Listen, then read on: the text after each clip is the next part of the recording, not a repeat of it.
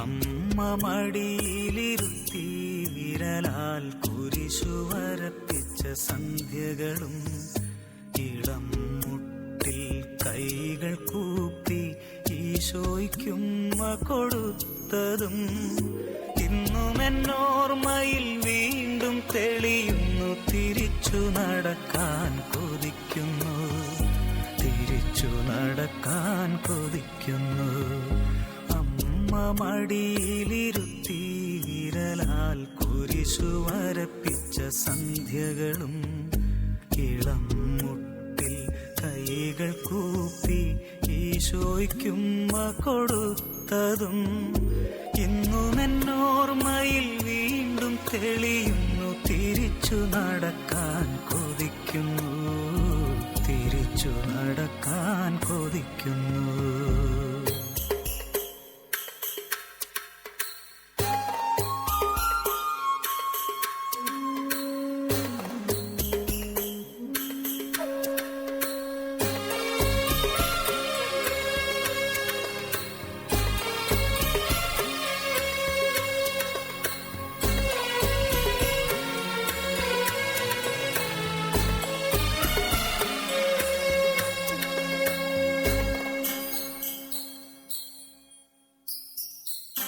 തൂവെള്ള വസ്ത്രവും മുടിയും ചാർത്തി പുലരിതൻ പൂക്കളും കൈകളിലേന്തി.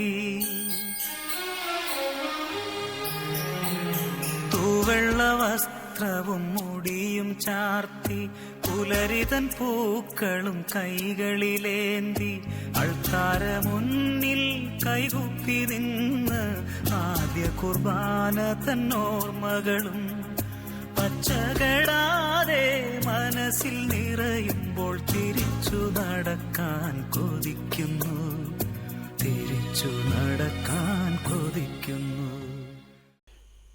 ഈ നിമിഷം ദിവ്യകാരുണ്യനാഥൻ്റെ മുമ്പിലിരിക്കുമ്പോൾ, കർത്താവിൻ്റെ സന്നിധിയിൽ സമർപ്പിക്കുമ്പോൾ പ്രത്യേകമായി നമ്മുടെ കുറവുകൾക്കും പോരായ്മകൾക്കും മാപ്പ് ചോദിക്കാം. കഴിഞ്ഞ കാലഘട്ടത്തിൽ വ്യക്തിപരമായി ഇഷ്ടങ്ങളും സ്വന്തം തീരുമാനങ്ങളനുസരിച്ച് പോയ നിമിഷങ്ങൾ ഓർത്ത് കർത്താവിൻ്റെ മാപ്പ് ചോദിക്കാം. ഇതാ നല്ല ഈശോ നമ്മുടെ മുമ്പിലുണ്ട്. ഈശോ ഇവിടെയുള്ളത് നമ്മളെ കാണുവാനാണ്, നമ്മളെ കേൾക്കുവാനാണ്. ദിവ്യകാരുണ്യത്തിന് മുമ്പിലിരുന്ന് ഇപ്പോൾ ഈ നിമിഷം നമ്മളെല്ലാവർക്കും വേണ്ടി പ്രാർത്ഥിക്കണം. പാപിയും ബലഹീനമായ എൻ്റെ ജീവിതത്തിലേക്ക് കടന്നു വന്ന കർത്താവേ, ഇതാ ഞാനങ്ങയെ സ്തുതിക്കുന്നു, ഞാനങ്ങയെ ആരാധിക്കുന്നു, ഞാനങ്ങേക്ക് നന്ദി പറയുന്നു. കഴിഞ്ഞ കാലഘട്ടത്തിലെ എൻ്റെ വീഴ്ചകളൊന്നും ഓർമ്മിക്കാതെ എന്നും പ്രിയപ്പെട്ടതായി കണക്കാക്കി എനിക്ക് ആവശ്യമുള്ളതെല്ലാം തരുന്ന കർത്താവേ, ഞാൻ അങ്ങയെ സ്തുതിക്കുന്നു. ഇന്ന് അങ്ങയെ സന്നിധിയിലായിരിക്കുവാനും അങ്ങയുടെ വചനം കേൾക്കുവാനും അങ്ങേ ആരാധനയെ പങ്കുചേരുവാനും എനിക്ക് അനുഗ്രഹം തരുന്ന കർത്താവേ, ഞാൻ അങ്ങയെ സ്തുതിക്കുന്നു. ഒരിക്കൽ കൂടി ഈ നിമിഷം കർത്താവിൻ്റെ സന്നിധിയിലായിരിക്കാൻ കൃപ തന്ന കർത്താവിനെ നമുക്ക് സ്തുതിച്ച് പ്രാർത്ഥിക്കാം. ഹല്ലേലൂയ, ഹല്ലേലൂയ, ഹല്ലേലൂയ, ഹല്ലേലൂയ. ദൈവമേ സ്തുതി, ദൈവമേ സ്തുതി, ദൈവമേ സ്തുതി, ആരാധന. ഹല്ലേലൂയ, ഹല്ലേലൂയ, ഹല്ലേലൂയ, ഹല്ലേലൂയ, ഹല്ലേലൂയ, ഹല്ലേലൂയ, ഹല്ലേലൂയ, ഹല്ലേലൂയ, ഹല്ലേലൂയ, ഹല്ലേലൂയ, ഹല്ലേലൂയ, ഹല്ലേലൂയ, ഹല്ലേലൂയ, ഹല്ലേലൂയ. ആരാധിക്കു ദൈവമേ, ആരാധിക്കു ദൈവമേ, ആരാധിക്കു ദൈവമേ, ആരാധിക്കു ദൈവമേ, ആരാധിക്കു ദൈവമേ. ഹല്ലേലൂയ, ഹല്ലേലൂയ, ഹല്ലേലൂയ, ഹല്ലേലൂയ, ഹല്ലേലൂയ, ഹല്ലേലൂയ.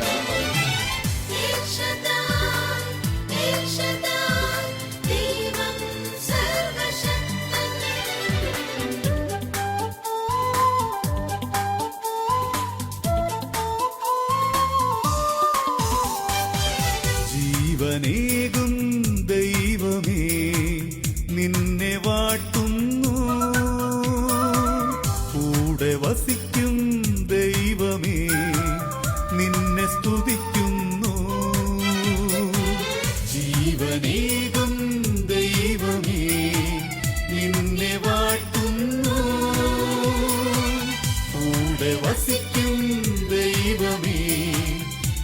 നിന്നെ സ്തുതിക്കുന്നു.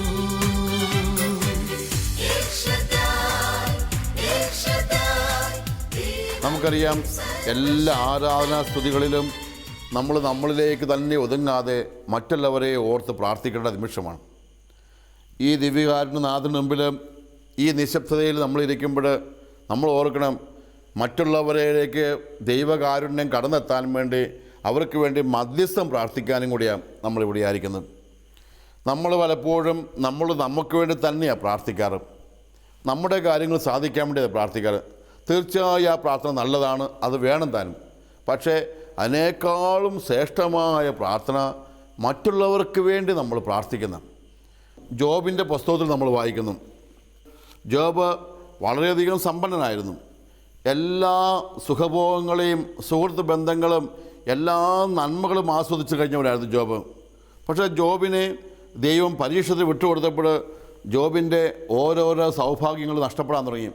പട്ടാളക്കാർ നശിപ്പിക്കപ്പെട്ടു, സ്വത്തില്ലെന്നായി, വസ്തുവകളെല്ലാം പിടിക്കപ്പെട്ടു, മക്കൾ പോലും കൊല്ലപ്പെട്ടു. ഇങ്ങനെ അവസാനം ജോബ് ഒന്നുമില്ലാത്ത അവസ്ഥയിലേക്ക് എത്തുന്നുണ്ട് നിമിഷമുണ്ട്. ജോബിൻ്റെ ഭാര്യ പോലും ജോബിനെ അധിക്ഷേപിക്കുകയും കുറ്റപ്പെടുത്തുകയും ചെയ്ത നിമിഷമുണ്ട്.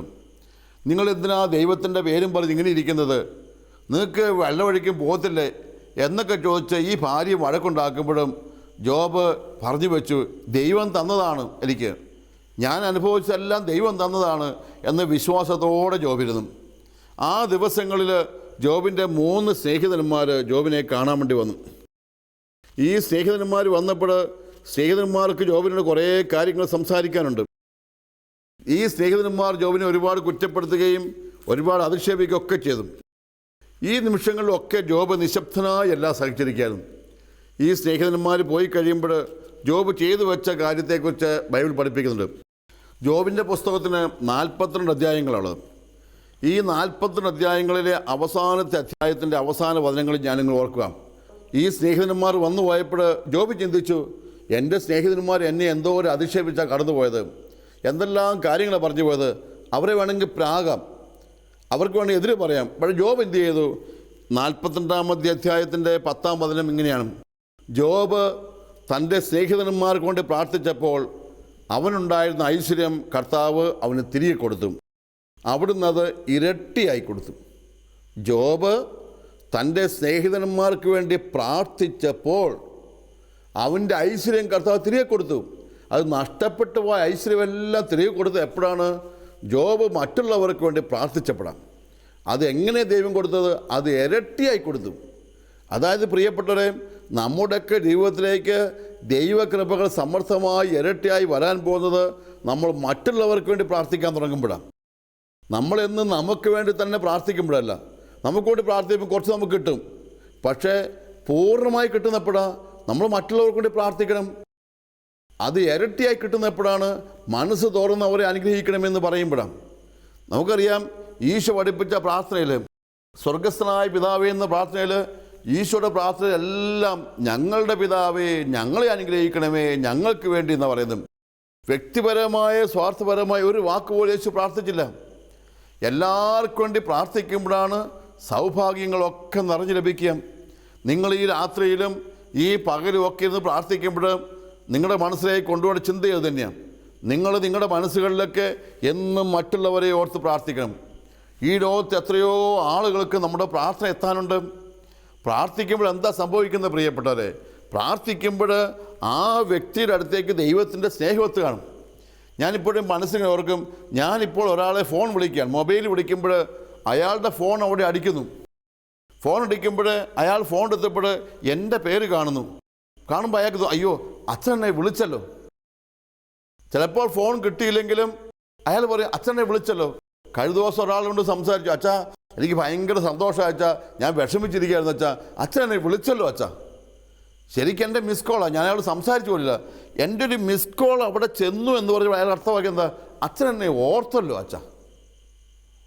ആ ഓർത്തു എന്ന് പറയുന്നത് തന്നെ അയാൾക്ക് സന്തോഷം കിട്ടിയത്. ഞാനിപ്പോൾ സുഖമാണോ വിശേഷം എന്നാണെന്ന് ചോദിക്കില്ല, ഓർത്തു. അതായത് every ring of the phone comes with a message of love എന്ന് പറഞ്ഞു വെക്കാറുണ്ട്.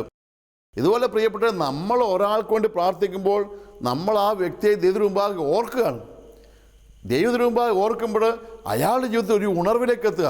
ഇങ്ങ് ദൂരെ ഇരുന്ന് ഞാനങ്ങ് അവിടെ ഇരിക്കുന്ന ആൾക്ക് പ്രാർത്ഥിക്കുമ്പോൾ ഒരു ദൈവശക്തി അവൻ്റെ മേൽ ചെന്നിങ്ങനെ വീഴും.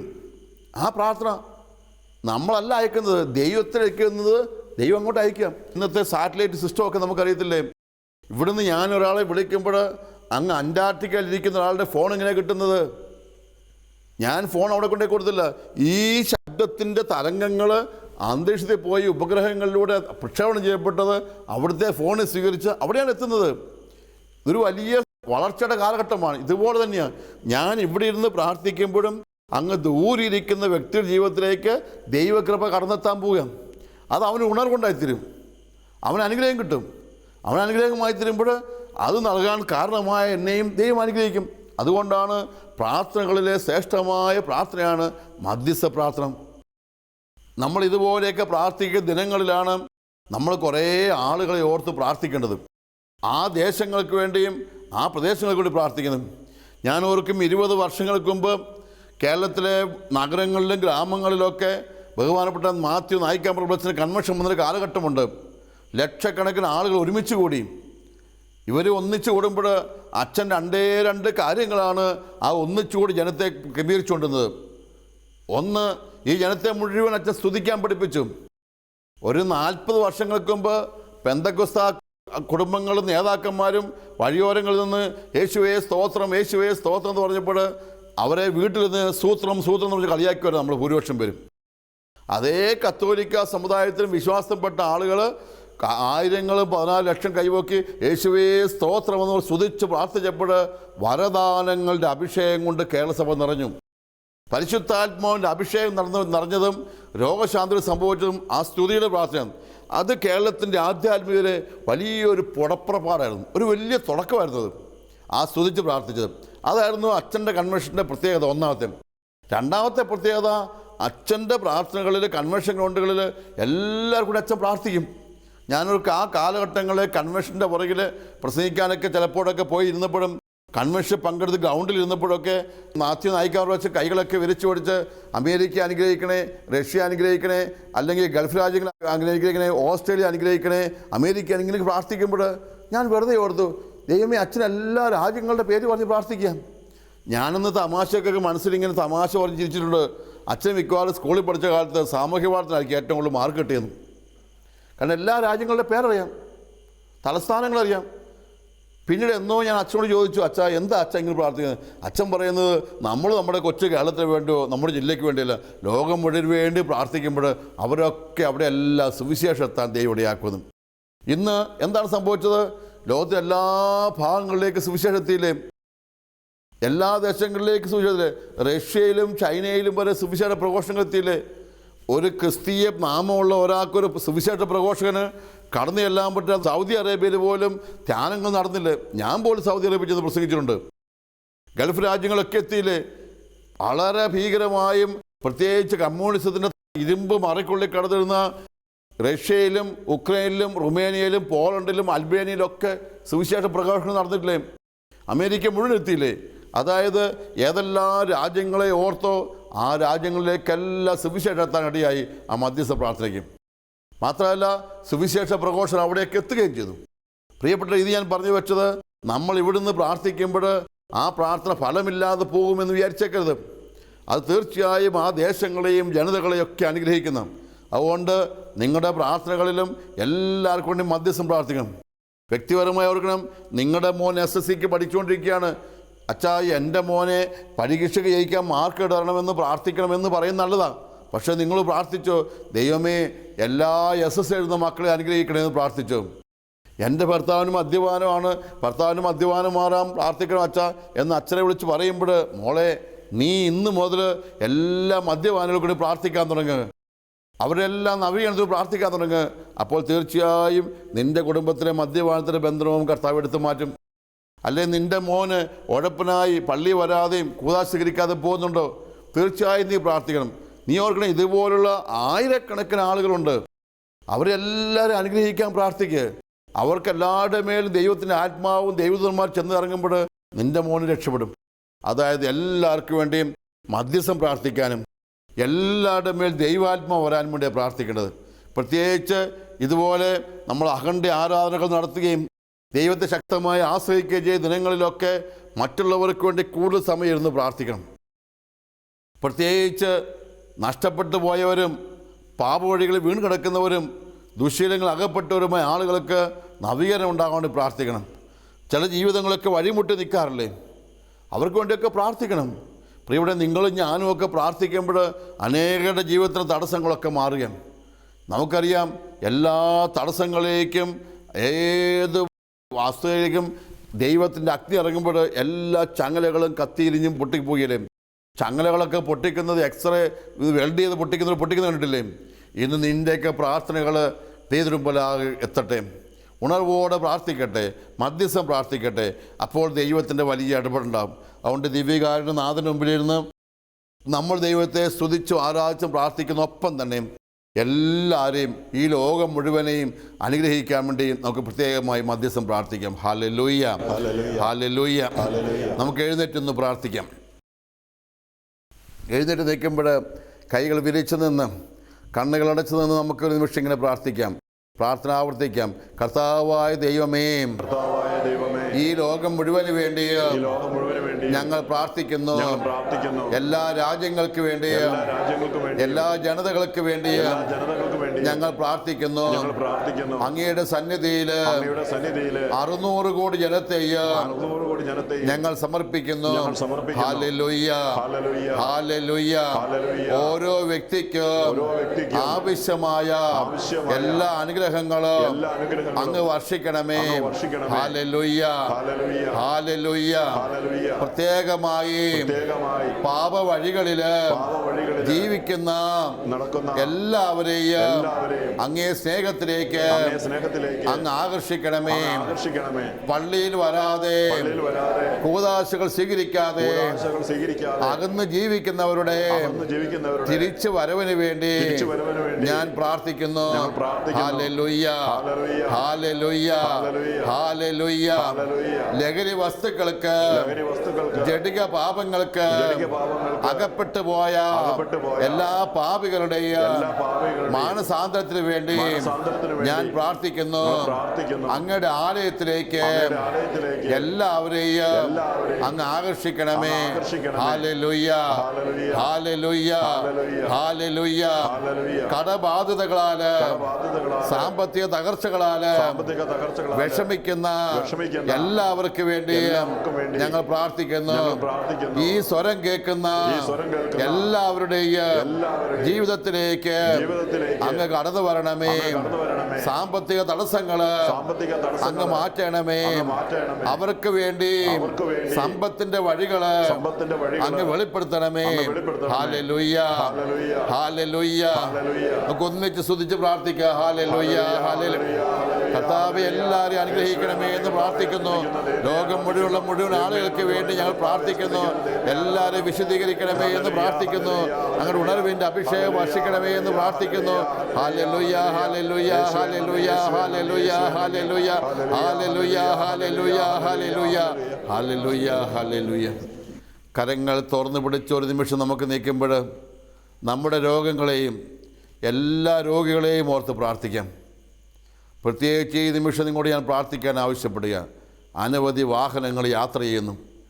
അപകട സാധ്യതയുള്ള വഴികൾ, ഉറങ്ങാതെയും ശ്രദ്ധയോടെയും എല്ലാ ഡ്രൈവർമാരും വണ്ടി ഓടിക്കുവാനും വാഹനങ്ങളിലും വഴികളിലും അപകടമൊന്നും ഉണ്ടാകാതിരിക്കാൻ വേണ്ടിയും നമുക്ക് പ്രത്യേകം പ്രാർത്ഥിക്കാം. ഓരോ ദിവസവും പ്രഭാതങ്ങളിൽ എത്രയോ അപകട വിവരങ്ങൾ അറിഞ്ഞുകൊണ്ടാണ് നമ്മൾ എഴുന്നേൽക്കുന്നത് തന്നെ. പത്രങ്ങളും മാധ്യമങ്ങളും നമുക്കത് പറഞ്ഞു തരുന്നു. വാഹന യാത്രകളിലെ അപകടങ്ങളൊക്കെ മാറാൻ വേണ്ടി ഇന്ന് പ്രത്യേക നിയോഗമായി പ്രാർത്ഥിക്കാം. നമുക്കൊരിക്കലും കൂടി കരങ്ങൾ ഉയർത്തി പ്രാർത്ഥിക്കാം. കർത്താവായ ദൈവമേ, ഇപ്പോൾ യാത്ര ചെയ്യുന്ന എല്ലാ വ്യക്തികളെയും എല്ലാ വാഹനങ്ങളെയും അങ്ങേ പക്കലേക്ക് ഞങ്ങൾ സമർപ്പിക്കുന്നു. അപകടങ്ങളിൽ നിന്ന് കാത്തുകൊള്ളണമേ. വാഹനങ്ങൾ ഓടിക്കുന്നവരെയും യാത്ര ചെയ്യുന്നവരെയും തിരുരക്തത്താല് അങ്ങ് പൊതിഞ്ഞു സൂക്ഷിക്കണമേ. Hallelujah, hallelujah. എല്ലാ വാഹനങ്ങളെയും എതിര് വരുന്ന വാഹനങ്ങളെയും അങ്ങ് പരിപാലിക്കണമേ. എല്ലാ വഴികളെയും അങ്ങ് സംരക്ഷിക്കണമേ. യാതൊരുവിധ കേടും കൂടാതെ എല്ലാ യന്ത്ര തകരാറുകളിൽ നിന്ന് വാഹനങ്ങളെ കാത്തുകൊള്ളണമേ. Hallelujah, hallelujah. വിമാനയാത്രക്കാർക്ക് വേണ്ടി ഞങ്ങൾ പ്രാർത്ഥിക്കുന്നു. ട്രെയിനുകളിൽ യാത്ര ചെയ്യുന്നവർക്ക് വേണ്ടി ഞങ്ങൾ പ്രാർത്ഥിക്കുന്നു. കപ്പലുകളിൽ യാത്ര ചെയ്യുന്നവർക്ക് വേണ്ടി ഞങ്ങൾ പ്രാർത്ഥിക്കുന്നു. ബസ് യാത്രക്കാർക്ക് വേണ്ടി ഞങ്ങൾ പ്രാർത്ഥിക്കുന്നു. എൻ്റെ കർത്താവേ, എല്ലാ വാഹനങ്ങളെയും, ചെറിയ വാഹനങ്ങളെയും വലിയ വാഹനങ്ങളെയും അങ്ങ് സംരക്ഷിക്കണമേ. അങ്ങയുടെ മാലാഖമാര് കാവൽ നിൽക്കട്ടെ. ഈ നിമിഷം എല്ലാ യാത്രക്കാരും എല്ലാ വാഹനങ്ങളും അപകടങ്ങളിൽ നിന്ന് സംരക്ഷിതരാകാൻ വേണ്ടി ഞങ്ങൾ അങ്ങയെ സ്തുതിക്കുന്നു, സ്തുതിച്ച് പ്രാർത്ഥിക്കുന്നു. ഹല്ലേലൂയ, ഹല്ലേലൂയ, ഹല്ലേലൂയ, ഹല്ലേലൂയ, ഹല്ലേലൂയ. വാഹനങ്ങളെ കാത്തുകൊള്ളണമേ, വഴികളെ കാത്തുകൊള്ളണമേ, അപകട വഴികളെ അങ്ങ് സംരക്ഷിക്കണമേ. എല്ലാ ദുരിതങ്ങളും മാറിപ്പോകട്ടെ, ദുരന്തങ്ങൾ മാറിപ്പോകട്ടെ. ഹല്ലേലൂയ, ഹല്ലേലൂയ, ഹല്ലേലൂയ, ഹല്ലേലൂയ. യേശുവേ ആരാധന, യേശുവേ ആരാധന. ഹല്ലേലൂയ, ഹല്ലേലൂയ, ഹല്ലേലൂയ, ഹല്ലേലൂയ, ഹല്ലേലൂയ, ഹല്ലേലൂയ, ഹല്ലേലൂയ, ഹല്ലേലൂയ, ഹല്ലേലൂയ, ഹല്ലേലൂയ, ഹല്ലേലൂയ, ഹല്ലേലൂയ. കർത്താവായ ദൈവമേ, നിശബ്ദതയിൽ ഈ മദർ ഹോമിൻ്റെ അൾത്താരിൽ നിന്ന് ഞാൻ പ്രാർത്ഥിക്കുന്നു. ലോകമെമ്പാടുമുള്ള എല്ലാ യാത്രക്കാരുടെ മേലും അങ്ങ് അനുഗ്രഹം വർഷിക്കാൻ വേണ്ടി പ്രാർത്ഥിക്കുന്നു. ദുഃഖങ്ങളിലും ദുരിതങ്ങളിലും തകർച്ചകളിൽ പെട്ടിരിക്കുന്ന മുഴുവൻ ആളുകൾക്ക് വേണ്ടിയും പ്രാർത്ഥിക്കുന്നു. ഈ സ്വരം കേൾക്കുകയും ഈ പ്രാർത്ഥനയെ പങ്കുചേരുകയും ചെയ്ത് മുഴുവൻ പേരെ അനുഗ്രഹിക്കാൻ വേണ്ടി പ്രാർത്ഥിക്കുന്നു. ദിവ്യകാരുണ്യനാഥ, അങ്ങേ പക്കലേക്ക് ഞങ്ങളുടെ എല്ലാ പ്രാർത്ഥനകളും യാതനകളും സമർപ്പിച്ച് അങ്ങേ ഞങ്ങൾ മഹത്വപ്പെടുത്തുന്നു. പരിശുദ്ധ പരമ ദിവ്യ കാരുണ്യത്തിന് എന്നേരവും ആരാധനയും സ്തുതിയും പുകഴ്ചയും ഉണ്ടായിരിക്കട്ടെ. പരിശുദ്ധ പരമ ദിവ്യ കാരുണ്യത്തിന് എന്നേരവും ആരാധനയും സ്തുതിയും പുകഴ്ചയും ഉണ്ടായിരിക്കട്ടെ. പരിശുദ്ധ പരമ ദിവ്യ കാരുണ്യത്തിന് എന്നേരവും ആരാധനയും സ്തുതിയും പുകഴ്ചയും ഉണ്ടായിരിക്കട്ടെ.